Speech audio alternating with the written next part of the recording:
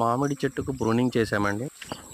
ఎన్ని మందులు కొట్టినా అసలు ఆకు అనేది సెట్ అవ్వలేదండి. చూడండి, ఇందాక చేయి పెట్టాను దాని బ్యాక్ సైడ్లో ఆకు ఏ విధంగా ఉందో ఆ విధంగా చెట్టు అంతా కూడా పాడైపోయిందండి. యాక్చువల్గా ఎన్ని మందులు కొట్టినా కానీ సెట్ అవ్వదు, ఇక చెట్టు పెరగదులే అని అనుకునే టైంకి ప్రూనింగ్ టెక్నిక్స్ గురించి నేర్చుకున్నాను. చూడండి, ప్రూనింగ్ చేయడం వల్ల కొత్త చిగురు అంటే ఆకులు ఏ విధంగా వస్తున్నాయంటే లేత ఆకులు అద్భుతంగా వస్తుందండి.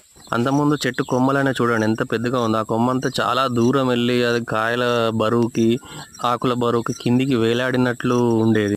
తర్వాత ప్రూనింగ్ గురించి నేను చదివి తెలుసుకున్న తర్వాత ప్రూనింగ్ చేశాను. చూడండి ఏ విధంగా ఉంది. ప్రూనింగ్ అంటే అద్భుతం అండి.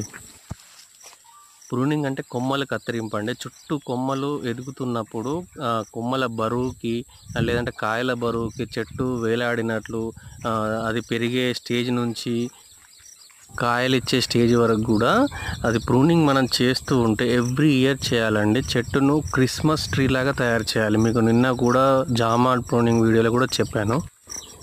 ఇప్పుడు వచ్చే హైబ్రిడ్ చెట్లు అన్నీ కూడా చూడండి, ఈ చెట్టును మనం పైన కట్ చేయడం వల్ల ఒక 6 to 7 బ్రాంచెస్ వచ్చాయి. ఇప్పుడు పైకి వెళ్తున్న బ్రాంచెస్ని మళ్ళీ నెక్స్ట్ ప్రూనింగ్ స్టేజ్లో పైన కొమ్మలు కత్తిరించాలండి.